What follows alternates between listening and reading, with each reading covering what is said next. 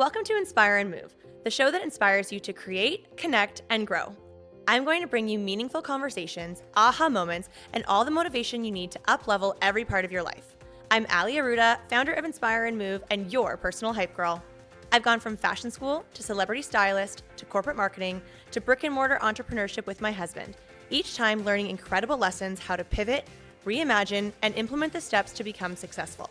I'm passionate about inspiring others to live their best life, a life of joy. We have the power to design a life that we love, because life is too short not to. The best part is that you weren't meant to do this alone. If you feel like you are meant for more, let me ride shotgun with you, and together, let's get you to where you want to go. Hello, friends. Welcome back to the Inspire and Move podcast. And if you're listening to this right now or watching it on YouTube, welcome to 2026. Woo!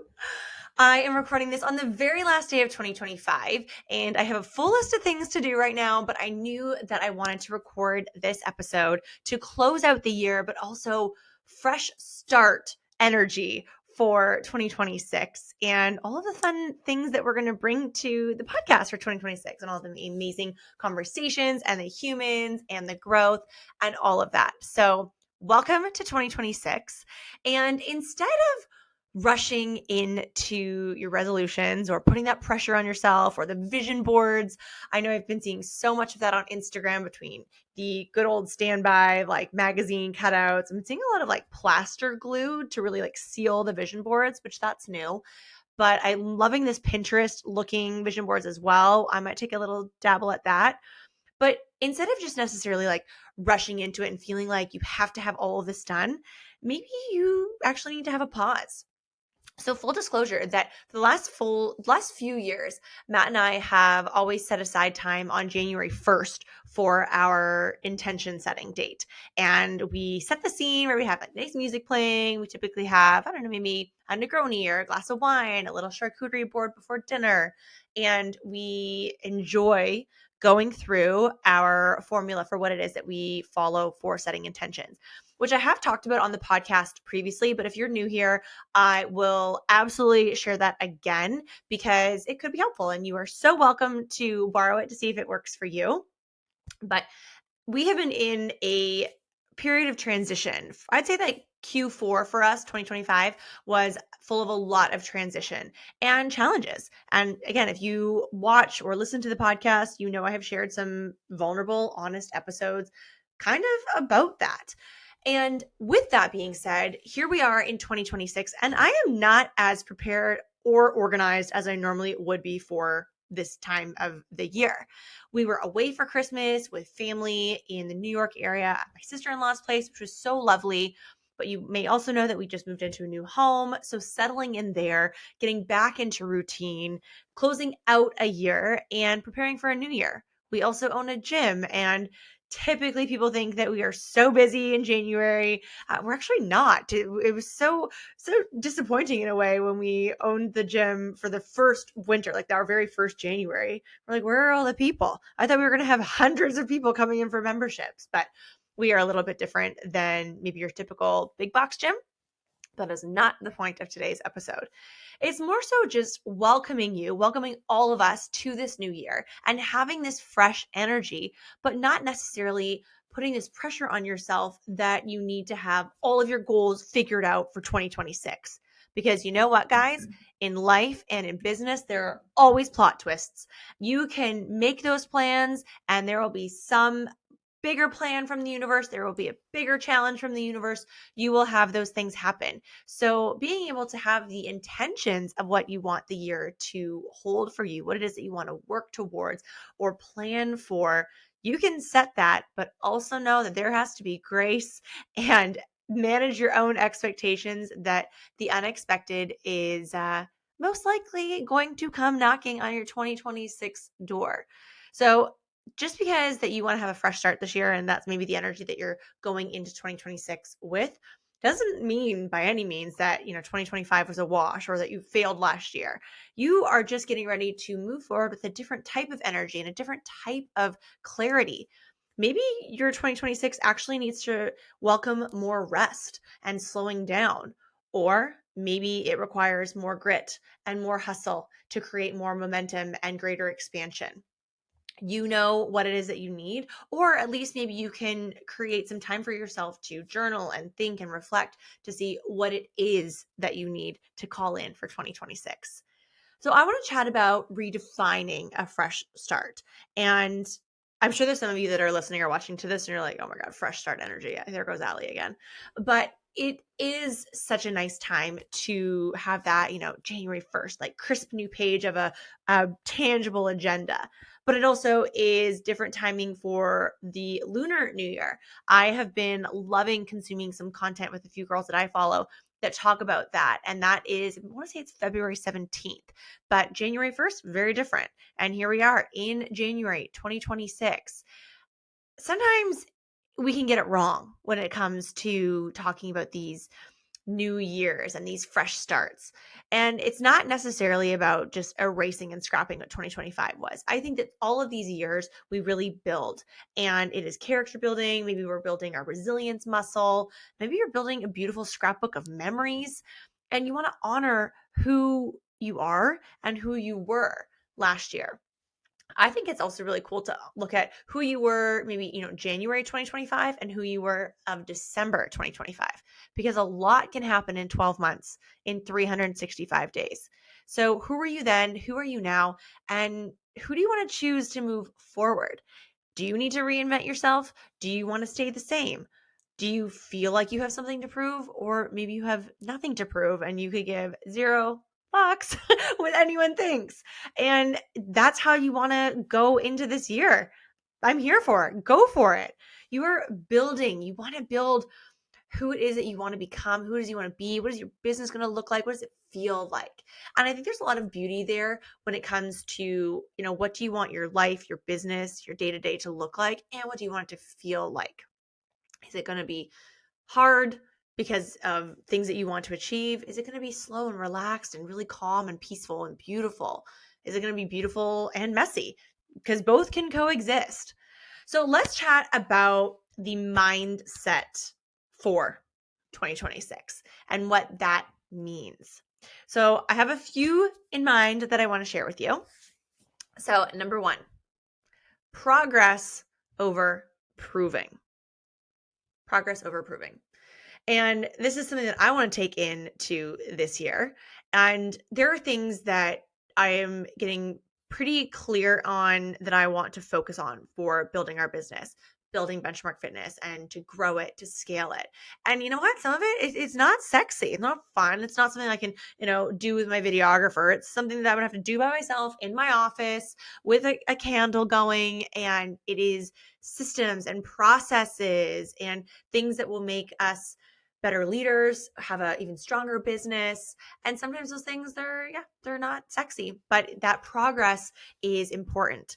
And I want to make sure that I am performing at a certain level when it comes to building success. And I want to be showing up consistently. You guys know I'm talking a lot about visibility because I'm so excited for my 6-week accelerator that I am bringing you this year. So here's your little plug to get on the wait list. Or we might already, by the time that we launch this episode, it might already be ready, baby. So secure your spot because it'll be a smaller container just to have maximum impact. So secure your spot. All the details will be in the show notes. But I'm talking a lot about visibility, and I'm also talking about consistency. I've been talking about consistency for a couple of years now, especially I relate it a lot to the gym and fitness, but this is a lot of things. Podcasting is a great example. If I showed up here and I recorded one episode a month, how would I look to want to grow my podcast when I'm not showing up consistently? I am still in the young years of being a podcast host, and I have to actively work and take consistent action to have my mic, get my little light, have my little setup here, and record these episodes, talk to myself, talk to you guys in my office here, and no one's watching. There's no audience. You are putting your reps in at the gym, either with the trainer or maybe not, because you're doing it when no one's watching. That is so often what consistency is about. And there are so many incredible stories about, Kobe Bryant, may he rest in peace, being at the gym at 3 a.m., at 5 a.m., and just practicing his 3-point shots, practicing dribbling, all things that are skills that are going to make him a better player for his team, for the spectators, for his coaches. This was his mindset that he had. And he worked with a gentleman named Tim Grover. He has one book called Relentless, and I know he's got a second book that is not coming to me at the top of my head, but I'm sure I will remember it by the time I finish this episode, and I will put it in the show notes. But he's an incredible performance coach, and he tells a lot of great stories about the great Kobe Bryant in his books, and just that discipline and that consistency. Michael Jordan was the same. I think so many top performing athletes are really excellent examples of taking consistent action when no one is watching. And progress looks like small steps done often. It looks like keeping those promises to yourself. I think about this often for Matt and I, that it's been, oh my gosh, probably like at least 7 years that every morning we have room temperature lemon water with Himalayan salt. It's the first thing we have to start the day, to start our morning. We have it before coffee, before any food, before any supplements. And I had started that many years ago. And then it was probably about 2 or 3 years. Eventually, I wanted Matt to start doing it. And we have been doing this for probably like 8, 9 years. And again, it's not sexy, but it is something small that we do every single day, and keeping that promise to ourselves. Even when we travel, we try to find like a little lemon wedge or something to stay consistent with that habit and that promise that we keep to ourselves. And choosing yourself when it comes to wanting to grow, and even choosing growth over ego. And sometimes that isn't pretty either. Sometimes that's uncomfortable. Sometimes, you have to have tough conversations, or there will be people that you care about that maybe don't believe in you, or that don't have your back, or that they're going to talk shit about you. Sometimes that happens when it comes to growth, and you have to be really mindful of focusing on your growth trajectory, that journey that you are on, versus letting that ego get in the way and wanting to maybe have some conflict resolution there. Focus on the bigger picture and taking that consistent action to grow. Take those small steps, even when no one's watching, and keeping that promise to yourself when it comes to the vision that you have, the growth that you want to achieve. So think about this, and you can maybe, even if you're available to write this down, you can come back to it and maybe journal on it. But if no one was watching, what is that consistent action that you would do? Or what is a promise that you would keep to yourself and have to take action on every day? Something like taking supplements, or you guys know I'm obsessed with my Glow-C, and I have that at least once a day, sometimes 2, sometimes 3, depends on the day or where I am. But what is something that you would choose and to keep that promise to yourself? Take note of that and use that as a North Star and a direction that you want to go in this year. All right. Mindset 2 for 2026, alignment over hustle. And this one's interesting to me because I am a hustler. I am not afraid to hustle. Matt and I have been talking about that even as we've settled into our new home, and how quickly we have unpacked and like painted rooms and hung drapes, even amidst like the Christmas season, hosting quite a few events at Benchmark during December and different initiatives, being away for Christmas with family. This is New Year's Eve day that we're hosting, and hosting as I record this. We'll actually have people here in like 2 hours, and I'm still in my gym clothes with a hat on my head. So that's amazing. But I'm not afraid of hustling.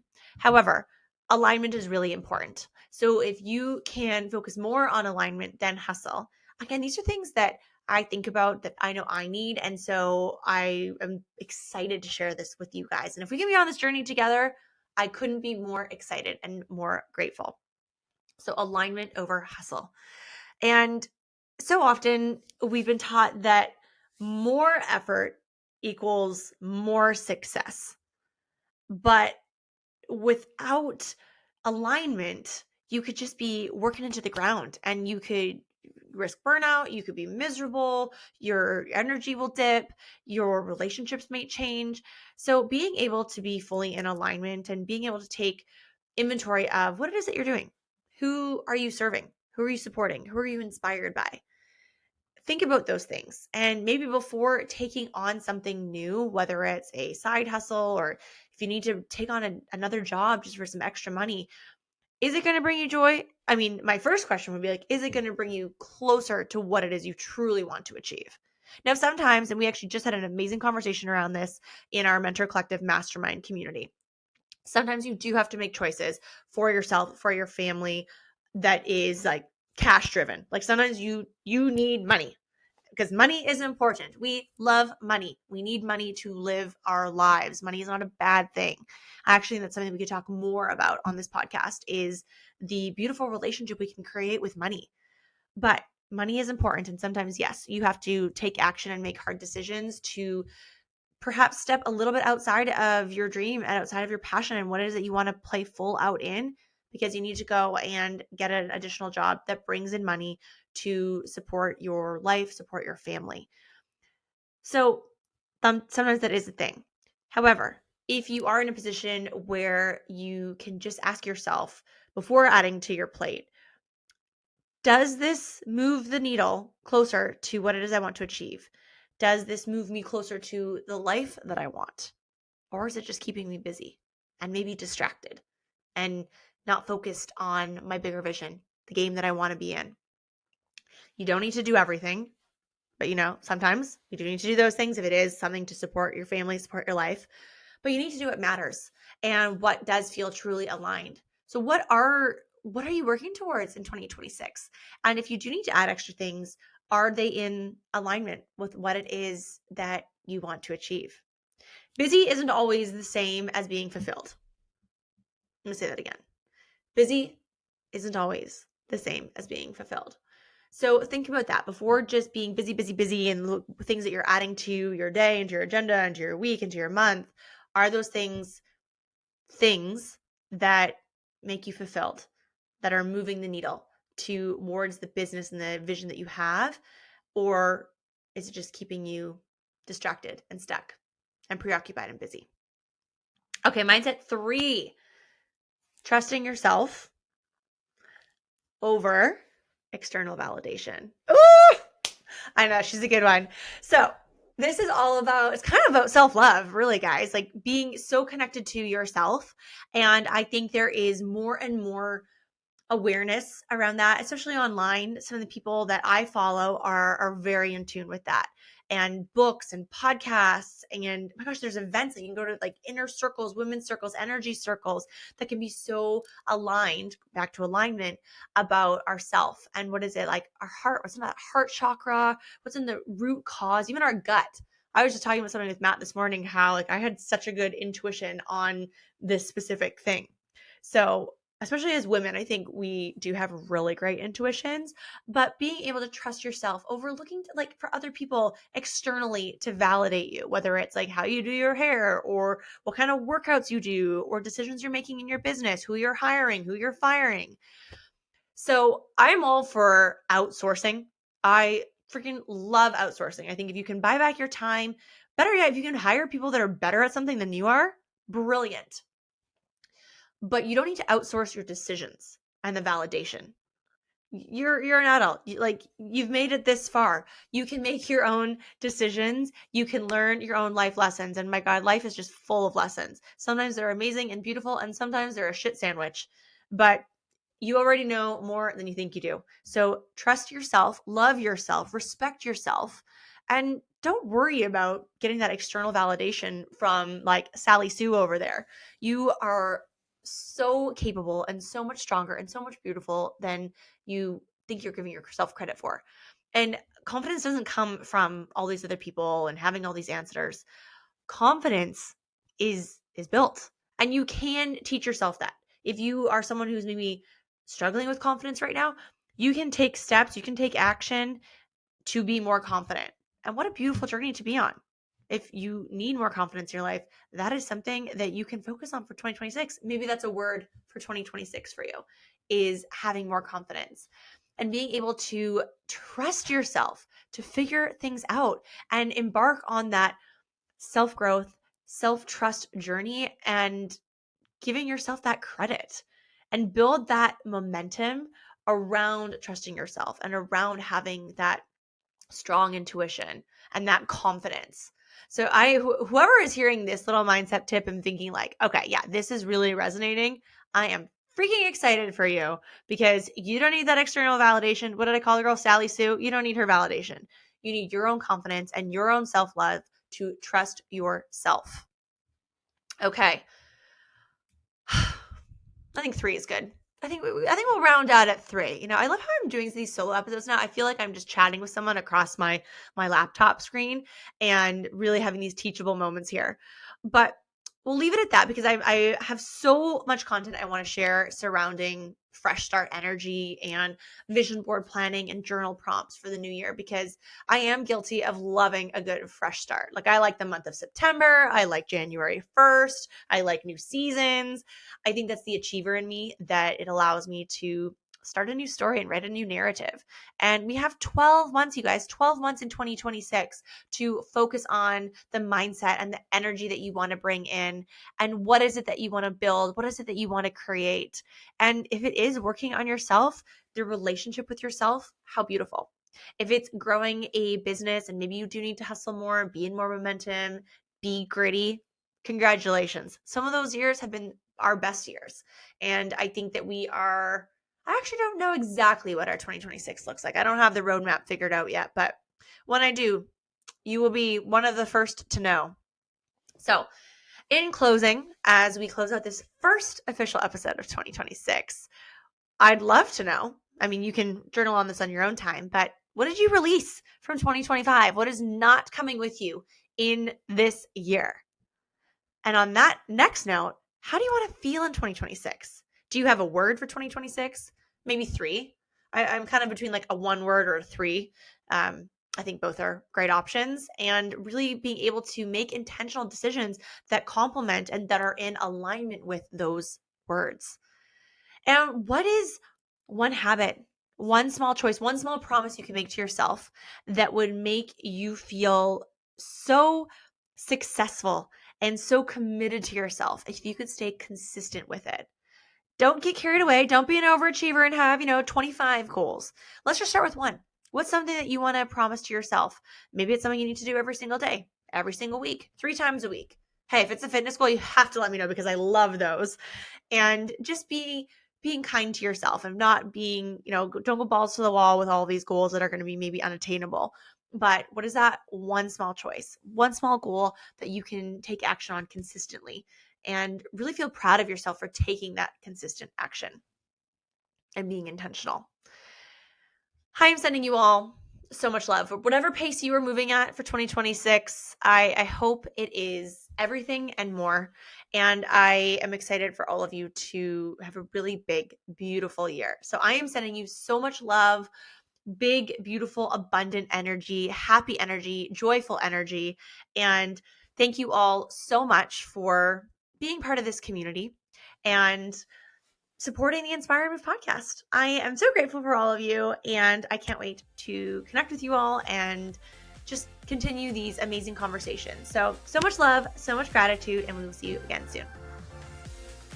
Thank you so much for listening. If you loved this episode, it would mean so much to me if you took a few seconds and shared this on social media, sent it to a friend, or left a 5-star review. There is power in community, and I'm so grateful to have you part of mine.